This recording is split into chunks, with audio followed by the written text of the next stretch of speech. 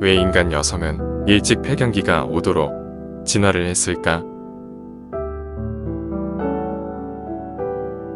영화 미나리에서 가족과 손자를 위해 희생하는 전형적인 한국의 할머니 역할을 훌륭하게 연기를 해서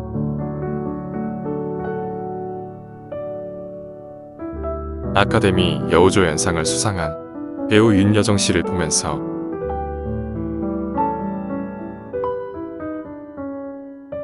문득 진화생물학자들이 말하는 할머니 가설이라는 이론이 떠올랐습니다. 이들 연구에 의하면 네안데르탈인에 비해서 호모사피엔스의 노인 비율이 무려 5배나 많았는데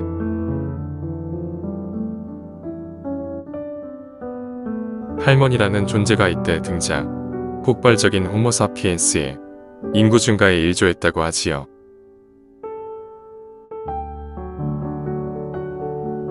할머니는 그때부터 장신구를 사용했고 동굴벽화와 장례 행위는 물론 인류 번성에도 지대한 공헌을 했다는 겁니다. 그러니까 지금의 우리를 인간답게 만든 것은 순전히 할머니로의 진화와 희생 덕분이었다는 말씀.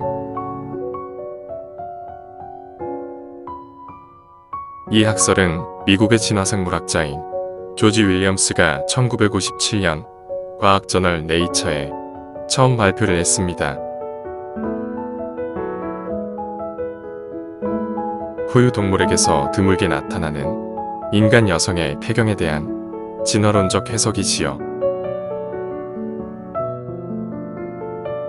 즉, 폐경으로 생식의 부담에서 벗어난 할머니의 존재가 나타나면서 인류 집단의 존속 문제에 커다란 도움을 주었기 때문에 일정 나이가 지나면 아예 생식을 하지 못하도록 진화가 되었다는 것. 우리나라 여성은 평균 49.3세쯤 폐경기가 오는데 2020년 기준 국내 여성의 평균 수명이 86.4세인 것과 비교해보면 생물학적 수명의 40년 전에 생식 능력이 중단되는 셈이지요.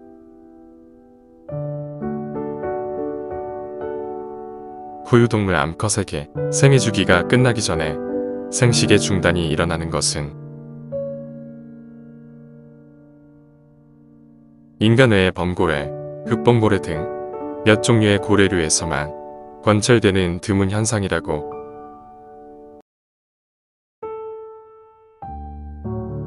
예를 들어 큰 돌고래의 수명은 평균 40대 후반까지이지만 죽을 때까지 생식을 한답니다.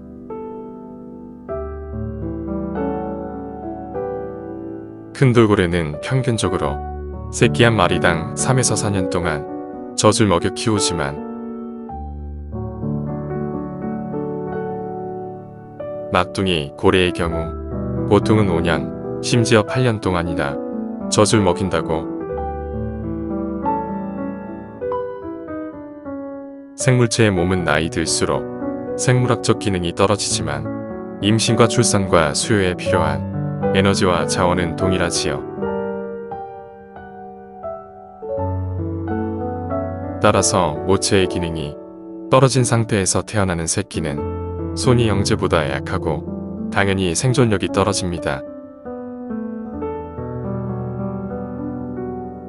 그래서 나이가 든 어미 고래는 새끼를 더 낳기보다는 낳은 새끼의 양육 기간을 늘려서 새끼의 생존에 최선을 다한다는 것.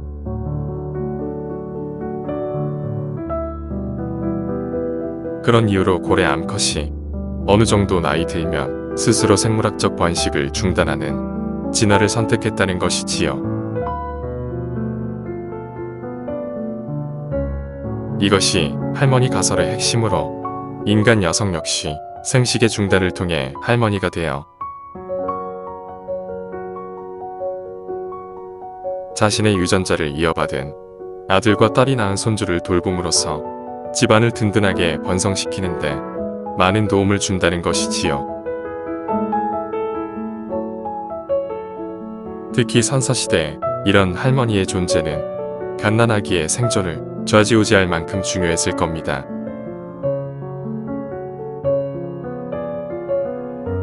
그러고 보면 이 땅에서의 할머니 육아 역시 인간 여성의 진화 결과로 볼 수 있을 테지요.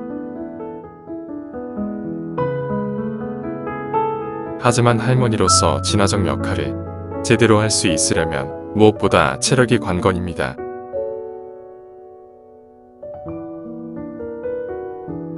젊은 인간 여성들은 앞으로 할머니의 역할을 잘하기 위해서 체력 관리에 신경을 써야 할 듯.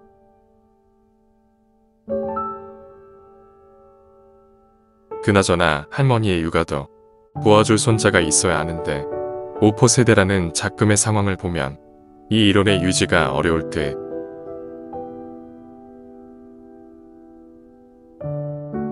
도무지 결혼을 하고 애를 낳을 형편이 안 되는 요즘 젊은이들의 경제적, 사회적 현실을 어찌해야 할지 그저 답답하기만 합니다.